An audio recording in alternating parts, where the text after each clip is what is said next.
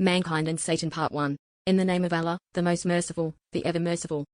Chapter 1. Who choose the devil? Who is the devil? A question that always crosses our minds, finding no answer to it. The devil is unseen to us, he sees us but we cannot see him. He whispers in our ears and insinuates evil, thoughts, doubts, fears, suggestions, into our minds without knowing where is he? Or what does he do? And the question persists, who is the devil?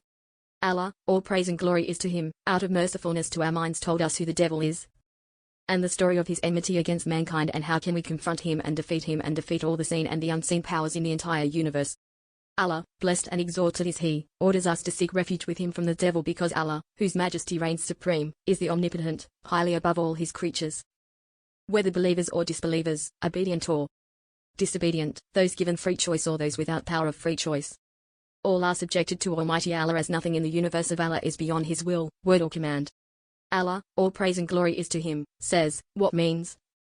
And he is the subjugator over his servants. And he is the wise, the acquainted, with all. Al-An'am, 6:18. Nothing in the universe is beyond the decree of Allah, but those whom Allah, the exalted and ever majestic, has given the power of free choice may violate the law of Allah.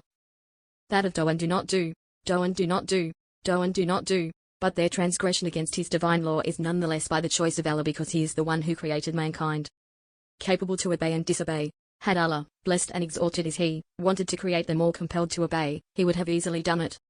A meaning that we perceive in the glorious ayah saying, what? Means, perhaps, O Muhammad, you would kill yourself with grief that they will not be believers.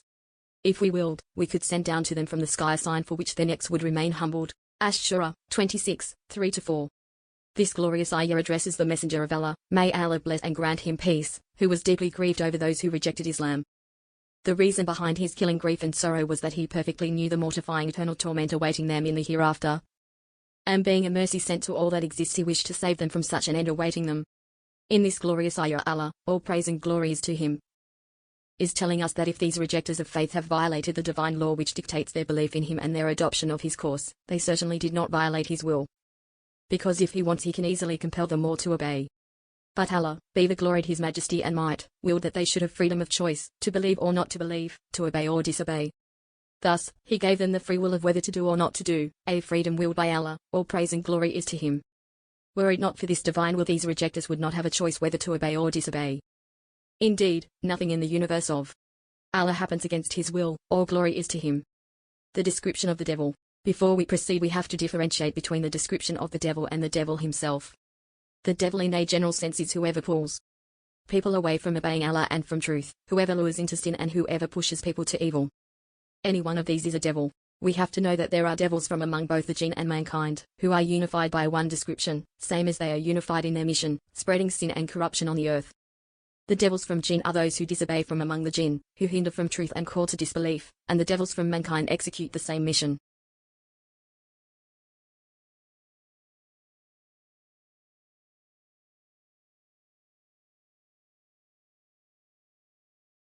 Thus, the word here describes a specific mission and not a specific being, for whoever calls to disbelief, polytheism, atheism and disobedience is a devil. As to Satan, he is a devil from the jinn, who once enjoyed a high status. It is even reported that he used to live with the angels. He is one of the creatures of Allah but he differs from angels in being created having the power of free choice. He cannot revolt against the decree of Allah even if he is given the authority of free choice but he can only revolt against obedience. Therefore, Satan's disobedience to Allah was not a mutiny against the decree of Allah, his disobedience to Allah did not overstep the will of Allah, who chose to create him having the power of free choice, capable of obeying and also capable of disobeying. That power of choice was the inlet of Satan and every sinner to disobedience. This is an important issue which we must understand before we continue the discussion about mankind and Satan. Definitely, nothing whatsoever in the universe can revolt against the decree of Allah. But Allah has created some creatures compelled to obey, as the angels, and has created others free to choose whether to obey or disobey, as jinn and mankind. Thus sinning emanated on earth as a result of such will that Allah has given to part of his creatures, whom he created capable of obeying or disobeying. There is a long discussion about the disobedience of Satan. Some say, how can Satan be judged for refusing to prostrate to other than Allah? That Allah ordered Satan to prostrate himself to Adam, peace be upon him, and Satan refused to prostrate to other than Allah. To those atheists and others who spread such idle talk we say that you certainly did not understand the meaning of worship. Worship is the obedience shown by the creature to the commands of his creator.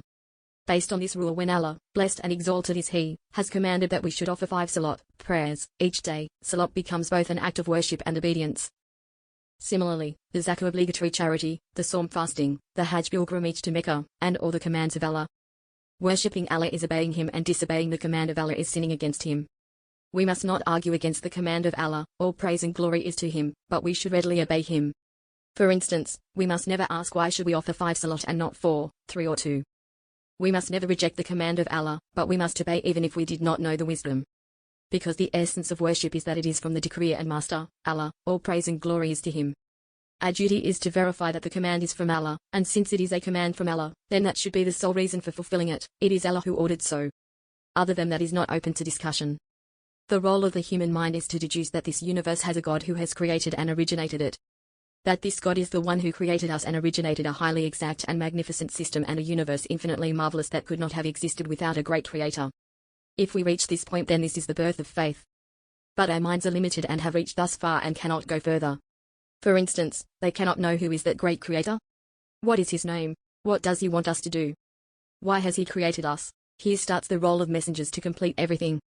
Allah, all praise and glory is to Him, sends a messenger whom He supports with a miracle from heaven that go beyond all the laws of the universe. This messenger informs people that Allah, be ever gloried His majesty and might, is the creator of this universe, and He is the one who subjected it entirely to the service of mankind. Even the mighty universal powers that surpass the power of man million times, as the sun, the seas, the stars and others, all these powers are subjected to serve man. Every day the sun shines and never can disobey and say, I will not rise today. Water evaporates from seas which then falls as rain. They never have one day disobeyed and said that their water will not evaporate.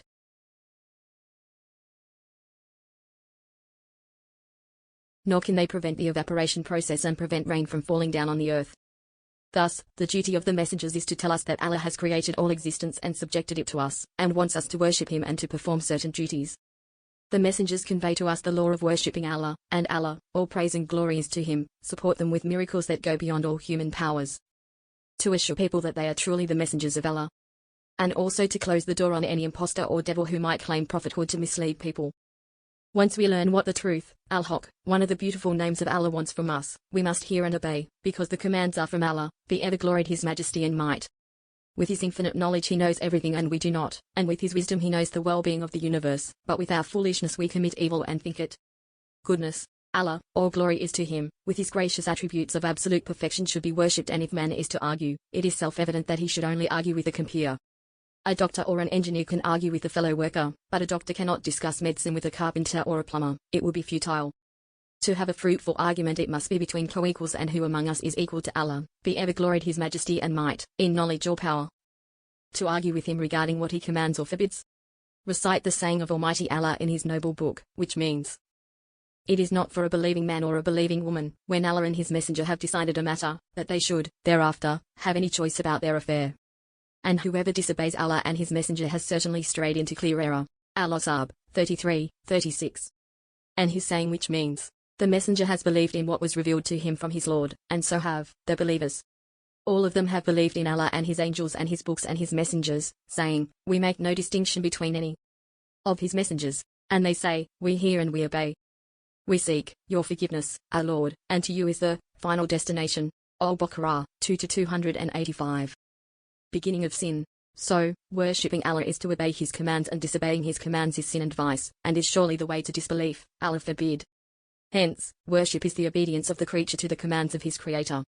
Satan disobeyed the command of Allah, so there is no longer worship, but sin and disbelief. Allah, all praise and glory is to Him, relates in the noble Quran the beginning of Satan's rebellion, saying what means. And, mention, when we said to the angels, prostrate before Adam, so they prostrated, except for Iblees, Satan. He refused and was arrogant and became of the disbelievers. Al-Baqarah, 2:34. That was the beginning of sin. The beginning of Satan's denial and infidelity was his rejection of the command of Allah, all praise and glory is to Him, by refusing to prostrate himself to Adam. Indeed, Satan did not refuse to prostrate to other than Allah, but he refused to prostrate himself to the command of Allah, and that is the difference. For truly the rejection of any command of Allah is sin and infidelity. But still some people claim that the command here was given to the angels and not to Satan, so how does Allah, blessed and exalted is He, hold Adam accountable for a command not given to him? We answer by saying that though Satan was from the Jinn, he also refused to obey the command. concerning that Allah, all praise and glory is to him, says what means. And they prostrated, except for Iblees, Satan. He was of the Jinn and departed from the command of his Lord. Al-Kahf, 18:50.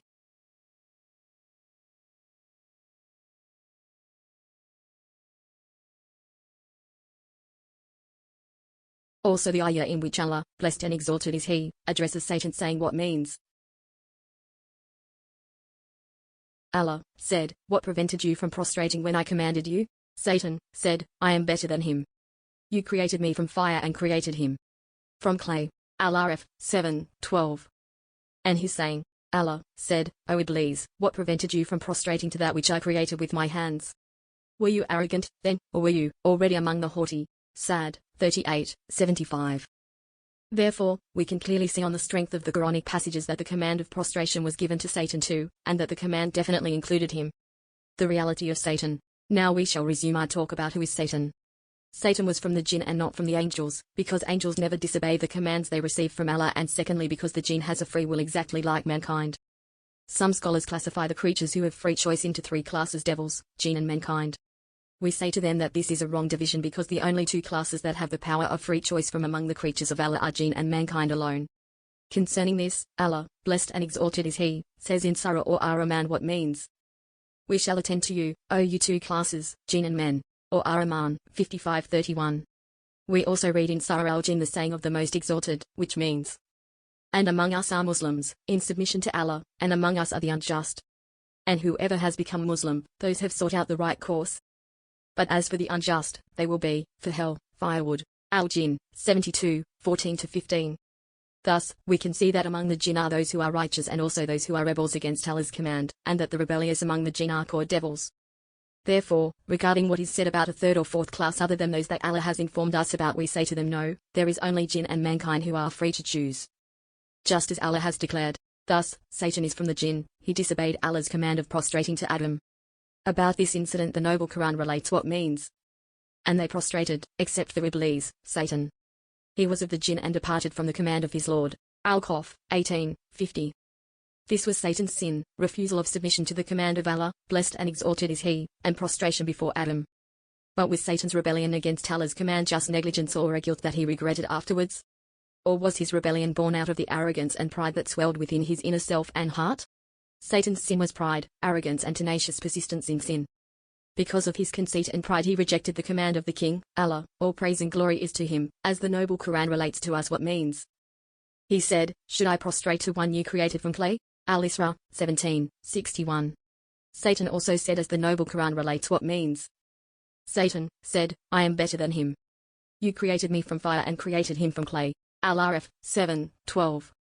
As though Satan rejected the command, saying, how do you want me to prostrate myself to a human created from clay when I am created from fire? He wants to justify his disobedience and rebellion by claiming that fire is a component higher than mud, because it possesses transparency and that creatures from fire excel those created from clay in many things. They are endowed with fast movement, agility and are invisible, for humans cannot see the jinn. They can also ascend to high altitudes, traverse walls and enter closed places which men cannot. No superiority of a component over another. Satan by his ingratitude and arrogance made the component of creation the pretext of claiming superiority. As such his pride made him think and he believed himself the one superior. He forgot that all these privileges are not self-given.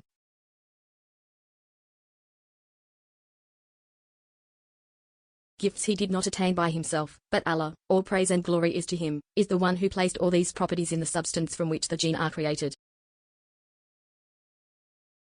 Had not Allah, all praise and glory is to him, originated these properties in the creatures from fire, they would not have existed. Each component has its role and none is superior over the other, for fire has its mission and clay as well and neither can perform the role of the other, for you cannot plant in fire. Thus, excellence should not be ascribed to the component from which Satan was created but to the originator of these specifications in the fire element. Whenever Allah, blessed and exalted is He, decides, He can easily remove all these factors from fire and Satan become the most abject creature of Allah. This was the first step in the capital sin of pride and arrogance committed by Satan, for he ascribed the favor to himself, of being created from a component higher than clay, which is fire. Exactly as Karun, Qurra, did as relates to us the Noble Quran what means. He said, I was only given it because of knowledge I have. Al-Qasas, 28:78. And his punishment was that Allah caused the earth to swallow him and his dwelling. Satan tenaciously persisted in sin as relates to us the noble Quran what means. Satan said, because you have put me in error, I will surely sit and wait for them on your straight path. Al-Araf 7:16. Here we must pause a little to contemplate the words of Satan, because you have put me in error. By it Satan wants to impute his straying into wrong to Almighty Allah. Satan wants to blame Allah for his sin. And we say, no, our Lord did not send you astray, for the truth, all praise and glory is to him, only guides and never sends astray. Satan deserved straying into wrong because of what his hands have earned, by his guilt. Pride filled his soul and he imagined that what he possesses, be it excellence of the elements of his creation or his knowledge, are self-given. Thus Allah left him to his pride and Satan strayed from the right path. Satan started evil, therefore he deserved that Allah should desert him to his unjust self and his arrogance and thus infidelity arouse. Allah, whose majesty reigns supreme, says in the noble Quran what means. And Allah does not guide the defiantly disobedient people. Al-Ma'idah 5-108. And the saying of the most exalted which means. Indeed, Allah does not guide the disbelieving people. Al-Ma'idah 5:67. Satan has rebelled and disbelieved, rebelled by disobeying the command of Allah regarding prostration. Al-Fasq in Arabic means detachment from the divine law. Fisqat is used to describe the dates when they are ripe. When the fruits of date palm are red their peel is stuck to the fruits and it cannot be peeled off, but when ripe the peel is detached from the fruit and it can be easily peeled off. Therefore, in Arabic we say the dates fisqat meaning the peel became detached from the fruit. Thus, fasq is detachment from the law. Allah, all praise and glory is to him, informs us that Satan fasq and disbelieved, in the ayah saying what means, and they prostrated, except for Iblees, Satan. He was of the Jinn and departed from the command of his Lord. Al-Kahf 18:50. For fasq is translated in this ayah as departed. Note. Allah, blessed and exalted is he, abandoned Satan to himself, thus Satan went astray and fell into sin and infidelity. Allah treats no one with injustice, but injustice is from oneself.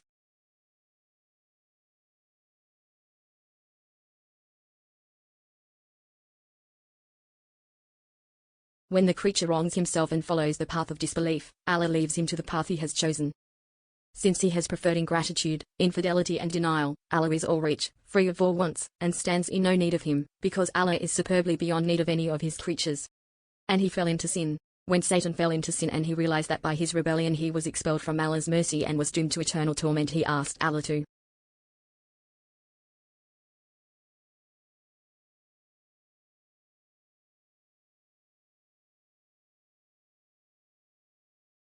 reprieve him till the day of judgment and not to take his soul until the trumpet is blown, as narrates the noble Quran what means. He said, My Lord, then reprieve me until the day they are resurrected. Sad 38:79. It is noted here that Satan used the words my Lord and not my God because he is addressing Allah, all praise and glory is to him, as the Lord of all mankind. Meaning the Lord of all what he created, believers and disbelievers. Allah, all praise and glory is to him, has two ways of bestowal by rububiyah, lordship, by being the Lord of all mankind. He is the one who created them and brought them into being, therefore by his lordship he gives those who believes in him and those who disbelieves in him, Allah forbid. But this bestowal is only in this world, where he gives both the believers and the disbelievers, for the hands of Allah are ever stretched out with means of subsistence on the earth, giving believers and disbelievers alike. Thus, whoever adopts the means will have fruits. For whoever cultivates well the land using the best equipments, the land will give him abundantly whether he is a believer or a disbeliever. Whoever adopts the means of development, study and search, means will let him achieve the progress he worked for, but this is in worldly life only. As for the bestowments of uluhiyah, godship, they are conferred only on those who have believed that Allah, all praise and glory is to him, is the one and only true God, who has no partner. These are the bestowments of godship that shall be bestowed by Allah, blessed and exalted is he. In the hereafter upon the believers in him, when the world of giving through means and causes ends and everything is directly taken from the giver, directly from Allah to his believing servants. Once a thing crosses the believer minds, they shall find it before them, without means, without effort. The devil is whoever invites to the desertion of worshipping Allah, and pulls away from the truth and incites to sin whatever be his kind. Satan is one of the creatures of Allah, who rebelled against the law of Allah by the power of free choice to obey or disobey that Allah has given him, thus he rejected the command of Allah. All praise and glory is to him, and by that act of disobedience he disbelieved and he persisted in disbelief and asked Allah, all praise and glory is to him, to keep him alive till the last hour befalls. But why did Satan ask that? And what did he harbor in mind against mankind?